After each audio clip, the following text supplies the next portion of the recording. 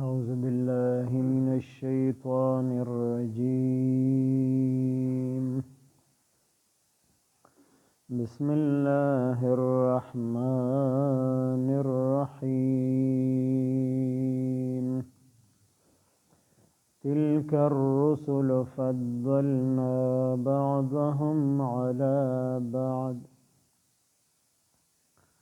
منهم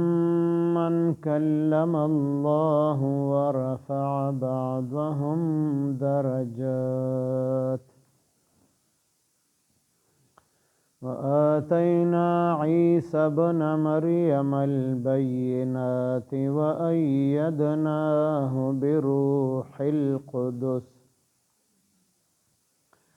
ولو شاء الله ما اقتتل الذين من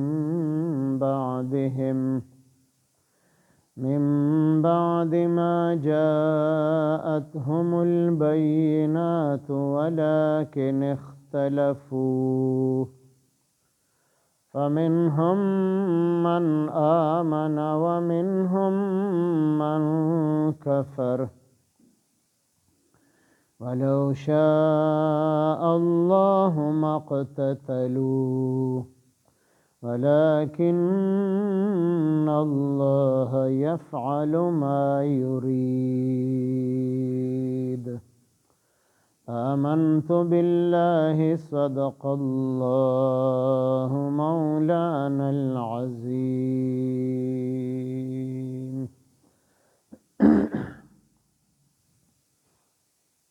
دنو مخکې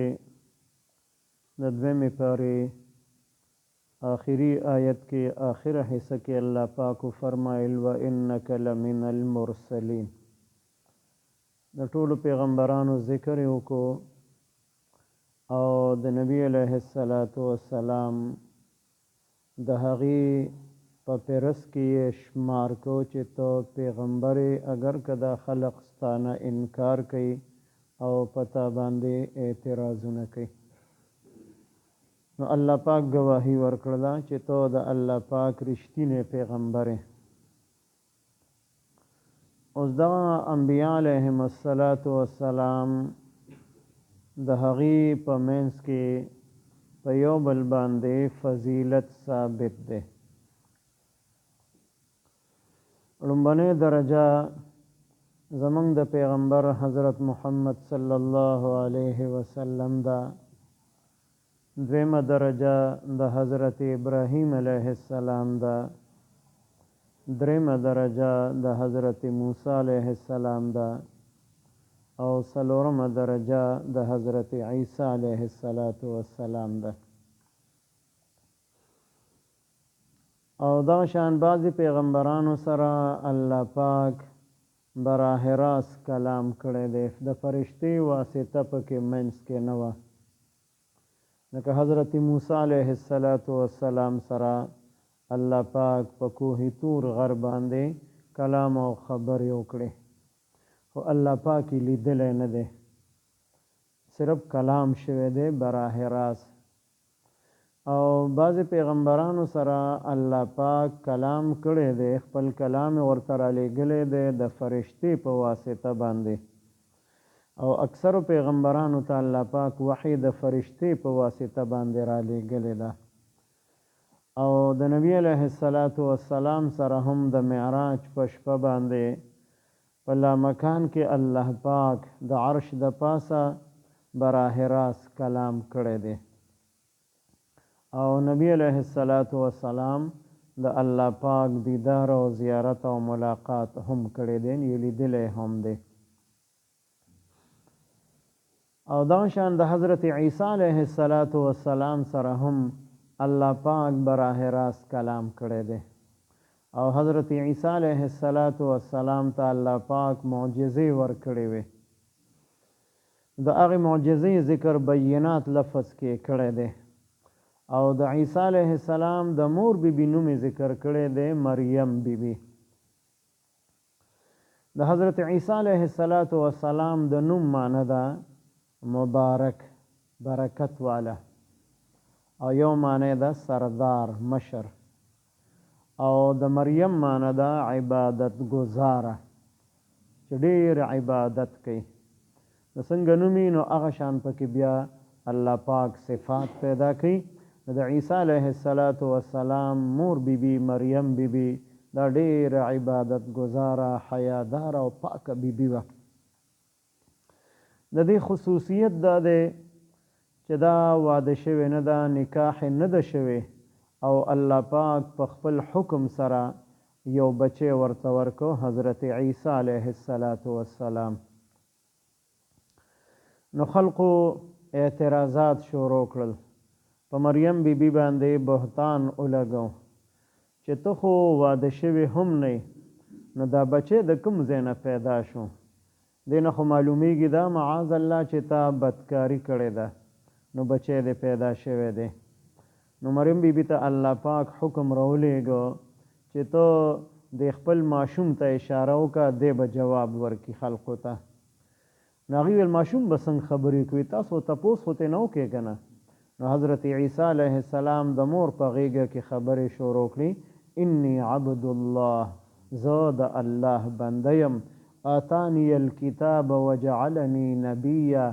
الله پاک به ما ته آسماني کتاب راکوي او زه الله پاک خپل پیغمبر جوړ کړی یم. نو عیسیانو بیا وویل چې عیسی علیه السلام دا نعوذ بالله د الله زوی دی. نو د هغې جواب الله پاک قرآن مجید کې بل ځای کې وکړو. داسې جواب یې ورکړو چې هغې یې لاجواب او خاموش کړل. وی فرمایل ان مثل عیسی عند الله کمثل آدم، د عیسی علیه السلام مثال پشان د حضرت آدم علیه السلام دی. نو د آدم علیه السلام خو نه مور شته او نه پلار شته، د مور او پلار د دواړو واسطو نه بغیر الله پاک پیدا کړی دی. نو حضرت آدم علیه السلام ته خو یو ډله د الله زوی نه وي. نو تاسو بیا په کوم بنیاد باندې چې د عیسی علیه السلام صرف د پلار واسطه نشته، د مور واسطه موجوده ده، نو بغیر د مور او د پلار د واسطې نه الله پاک حضرت آدم علیه السلام پیدا کو. نو هغه ته دا خبره څه ګرانه ده چې صرف د مور په واسطه باندې حضرت عیسی علیه السلام پیدا کو. نو عیسیان کله وی چې عیسی علیه السلام د خدای زوی دی، او کله وی چې دا دریم خدای دی، کله ورسره جبرائیل علیه السلام په خدای کې شریکي، کله ورسره مریم بیبي په خدای کې شریکي. او بیا یهودیان هغې د حضرت عیسی علیه السلام سره دشمني وه. نو د عیسی علیه السلام د حفاظت دپاره الله پاک جبرائیل علیه السلام مقرر که، هغه به ورسره ګرځېدو او د یهودیانو د تکلیفونو نه هغې د عیسی علیه السلام د قتل اراده کړې وه، د هغې نه به یې د الله په حکم سره د هغه حفاظت کو. او چې کله یهودیانو کله د عیسی علیه السلام د پانسۍ اراده وکړله او په یو کوټه کې بند کو چې دی به دغه ځای نه راوباسو پانسي کو به، نو الله پاک جبرائیل علیه السلام ته حکم وکړو چې د کوټې دا چت سوری کا او دی بره آسمان ته ژوندی وخیجوه. نو حضرت عیسی علیه السلام آسمان ته ژوندی وخیجو. زموږ عقیده دا ده د مسلمانانو چې عیسی علیه السلام په آسمانونو کې ژوندی دی او قیامت ته نږدې به د ځمکې ته راکوزېږي، 40 کاله حکومت به کوي په دې ځمکه باندې، د عدل او د انصاف حکومت به کوي. او د دجال چې کومه لویه فتنه ده، د هغې دجال د فتنې خاتمه به هم حضرت عیسی علیه السلام کوي. نو هغې دپاره اسمانونو کې ژوندی ساتلی دی. نو جبرائیل علیه السلام به ورسه ګرځېدو او د عیسی علیه السلام حفاظت به کو. بیا د معجزو ذکر د عیسی علیه السلام بینات لفظ کې کړی دی. د عیسی علیه السلام یو معجزه خو دا ده چې بغیر د پلار د واسطې نه الله پاک پیدا کړی دی. دویمه معجزه دا ده چې د ماشوموالي په حالت کې حضرت عیسی علیه السلام خبرې کړي دي. او دریمه معجزه دا ده چې برس بیماری والا چې د چا به سرمن برګه شوې وه، سپینه شوې وه، په هغې باندې به یې دم واچو، لاس به یې پراخ کړو، د هغه سرمن به بلکل روغه رمټه شوله، هغه بیماري به ختمه شوله. دغه شان پیدایشي ړانده چې هغه به ورله چا راوستل، په هغې به یې دم واچو، په سترګو به یې ورله لاس راخ کړو، الله پاک به د هغه سترګو کې نظر واپس راوستو. او دا هم د عیسی علیه السلام یو معجزه قرآن مجید ذکر کړې ده چې د خټې نه به د خاپیرک شکل جوړ کو او هغې کې به پوکې ووهو، هغه به والوتو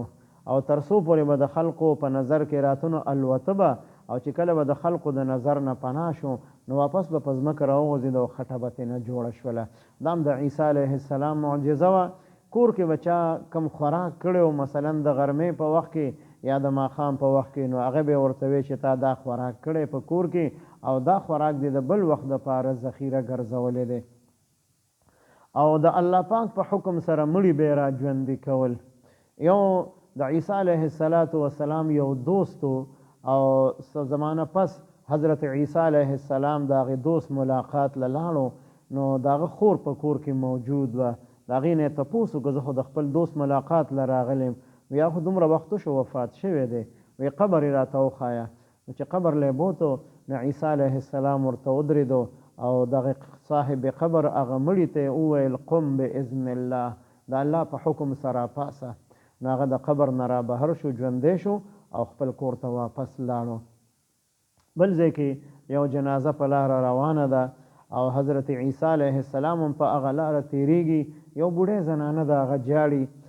تپوس یې وکړو چې دا څه شوي دي، بوډۍ ابې ولې جاړي؟ وایي د دې دغه یو زوی و او هغه ترې نه الله پاک واخیستو. نو خلقو ته یې وویل جنازې دا کټ کېدی. چې کټ یې کېښودو هغه مړي ته یې وویل قم باذن الله، د الله په حکم سره پاسه. او په کټ کې کېناستو او بیا د کټ نه راکوز چې او خپل د جنازې کټ هغې په شا واړو او خپل کور ته واپس لاړو. بیا دغې خلقو وویل چې دا خو تازه مړي دي، نو موږ به هله د عیسی علیه السلام معجزه ومنو چې دی یو قدیم قبر والا مړی هغه را ژوندی کړي.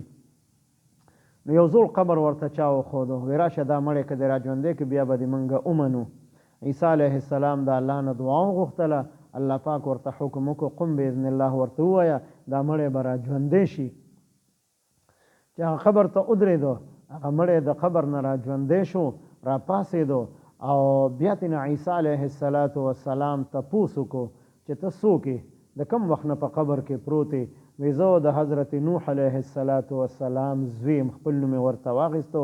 نو عیسی علیه السلام ترې نه تپوس کوي چې ستا دا ږیره ولې سپینه ده؟ ږیره سپینېدل دا خو د حضرت ابراهیم علیه السلام د زمانې نه شروع شوي دي، د هغې نه مخکې ویښته سپینېدل نه و. نو ستا زمانه خو د دې نه مخکې ده، نو ستا دا ږیره مبارکه ولې سپینه ده؟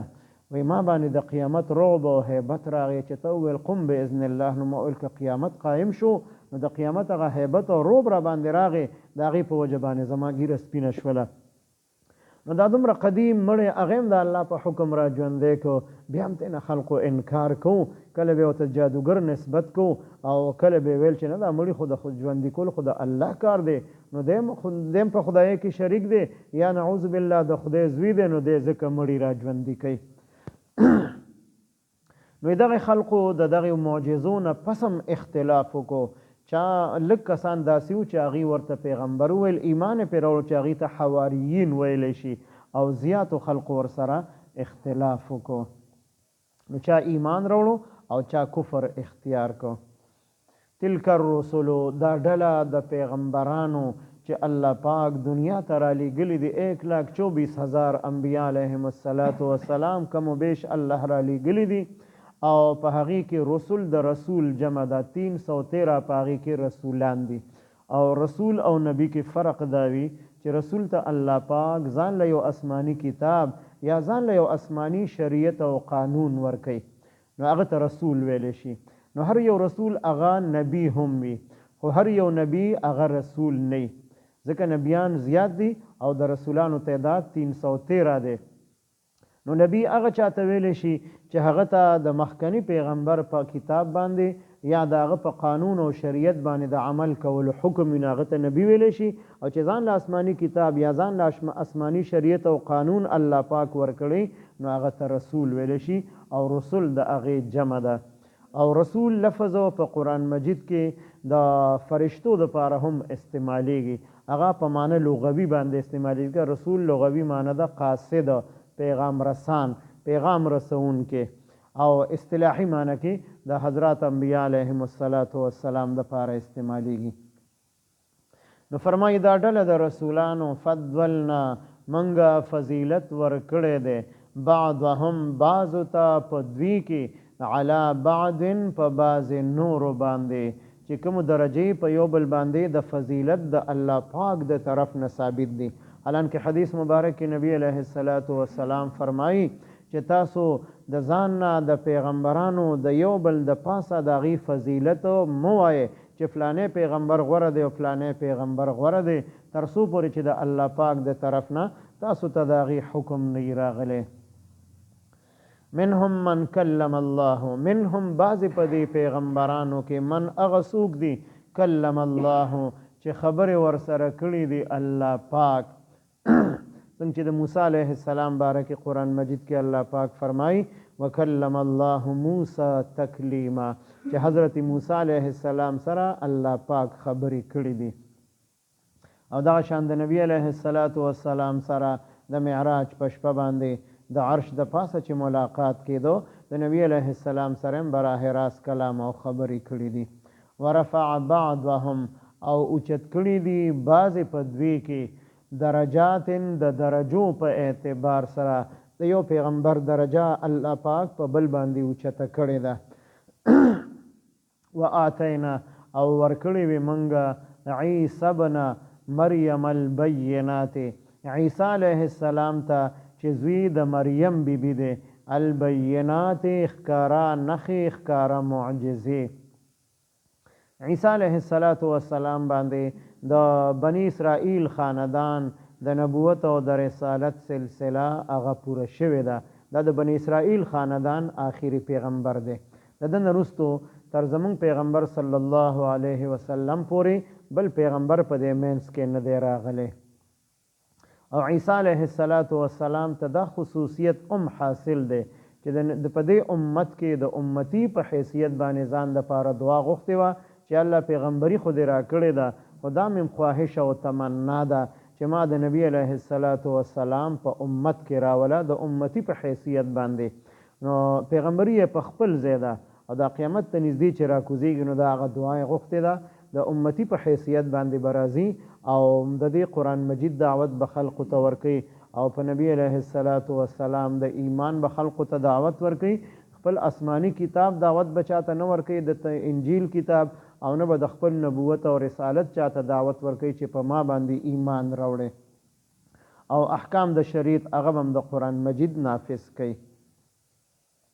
نو هغه ته موږ معجزې ورکړې وې وایدناه او منګه تایید کړو د هغه منګه د هغه حفاظت کړو بروح القدس په پاک روح سره روح القدس نه مراد جبرائیل علیه السلام دی چې هغه ورسره 24 غنټې ګرځېدو د یهودیانو د شر او د تکلیف نه به د هغه حفاظت کو ولو شاء الله کچره اراده کړې وې الله پاک مقتتل الذین نو قتل او قتال بنو کړي هغه کسانو من بعدهم چرستو د دې پیغمبرانو نه راغلي دي او د هغې معجزې لیدلې دي جنګونه به نه کول د یو بل سره خو بس د الله پاک اراده دا وه چې اختلاف دی وي او جنگ دی د دې خلقو په منځ کې وي من بعد ما رستو د دې نه جاءتهم البینات چې راغلي وي هغې ته ښکاره نښې او ښکاره معجزې هغې ولیدې او بیا هم اختلاف وکړو سو چا ایمان راوړو چا ایمان را نه وړو او بیا د جنګونو یو سلسله شروع شوه د هغې په منځ کې د عقیدې په بنیاد باندې ولکن اختلفو لیکن هغې اختلاف وکړو په خپل منځ کې معجزې ولیدې نو لږو خلقو ایمان راوړو او معجزې ډېرو خلقو ولیدې خو هغې د ایمان نه محرومه پاتې شو فمنهم نو بعضې په دوی کې من هغه څوک دی آمنه چې ایمان یې راوړی دی ومنهم او بعضې په دوی کې من هغه څوک دی کفره چې کفر اختیار کړی دی یعنی چا ایمان راوړو او چا کفر اختیار کو او په دې دواړو کې الله پاک اختیار ورکړی دی خلقو ته څنګه چې سوره کهف کې الله پاک فرمایي فمن شاء فلیؤمن د چا چې خوښی نو ایمان دی راوړي ومن شاء فلیکفر او د چا چې خوښی نو کفر دی ځان له خوښ کړي نو په خپل اختیار باندې چا ایمان راوړو او چا ځان له کفر خوښ کو ولو شاء الله او کچره اراده کړې وي الله پاک مقتتلو نه دې خلقو به جنگ نو کړی په خپل منځ کې د یو بل سره ټول خلق به مؤمنانو به جنگ به نو د یو بل سره ولكن الله يفعل لیکن الله پاک کوي ما یرید هغه څه چې اراده وشي چې د الله سره اراده بس هغه شان کیږي تلک الرسل دا ډله د پیغمبرانو فضلنا فضیلت ورکړې دی مونږه بعضهم بعض ته په دوی کې علی بعض په بعض نورو باندې منهم بعض په دوی کې من هغه څوک دی کلم الله چې خبرې ورسره کړې دی الله پاک براه راست ورفع بعضهم او اوچت کړي دي بعضو لره په دوی کې درجات په درجو کې وآتینا او ورکړي وي منګه عیسی ابن مریم عیسی علیه السلام ته چې زوی د مریم بیبي دی البینات اخکاره معجزې وایدناه او منګه تایید کړی د هغه بروح القدس په جبرائیل علیه السلام سره ولو شاء الله کچره الله پاک اراده کړی وي مقتتل الذین نو قتل او قتال او جنگ بنو کړي هغه کسانو من بعدهم چې رستو د پیغمبران راغلي دي من بعد ما جاءتهم البينات رستو د دین چې راغلي دي هغه تخکاره معجزې ولكن اختلفوا لیکن دی اختلاف کو په خپل منځ کې فمنهم نو بعضی په دوی کې من هغه څوک دی آمنه چې ایمان راوړی دی ومنهم او بعضی په دوی کې من کفر هغه څوک دی چې کفر کړی دی ولو شاء الله کچره اراده کړی وی الله پاک مقتتلون دی به جنگ نو کړی په خپل منځ کې ولكن الله يفعل لیکن الله پاک کوي ما یرید هغه څه چې اراده وشي اللهم صل على سيدنا محمد وعلى آل سيدنا ومولانا محمد وبارك وسلم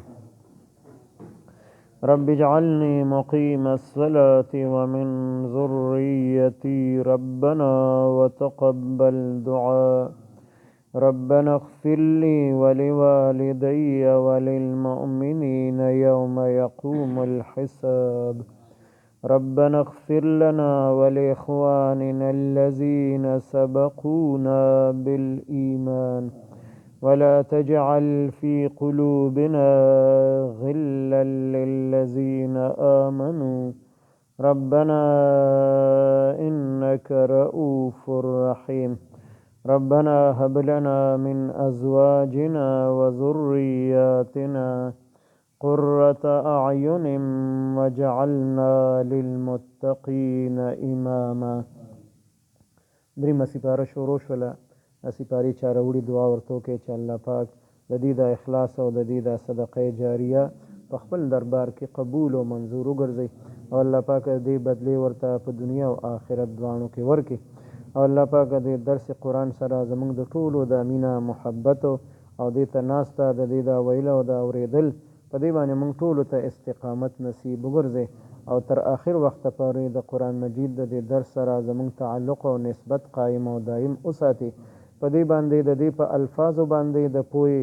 او د دې د صحیح تلاوت کولو د دې د ترجمه تفسیر هغې باندې د ځان پوهولو د دې په احکاماتو باندې د پوره عمل کولو الله پاک موږ ټولو ته توفیق راکړي او دا قرآن مجید زموږ د پاره د آخرت سفارش کوونکې او شفاعت کوونکې وګرځي چې دې سفارش نه رد کیږي سفارش قبلېدو کې بالکل شک شبه نشته دی نو الله پاک دا قرآن مجید زموږ د پاره شفاعت کوونکې او سفارش کوونکې جوړ کړي او الله پاک د قرآن مجید ادب او احترام زموږ په زړونو کې پیدا کړي د دې عظمت او د دې بڑایي زموږ په زړونو کې پیدا کړي وصلى الله تعالى على خير خلقه محمد وعلى آله وأصحابه أجمعين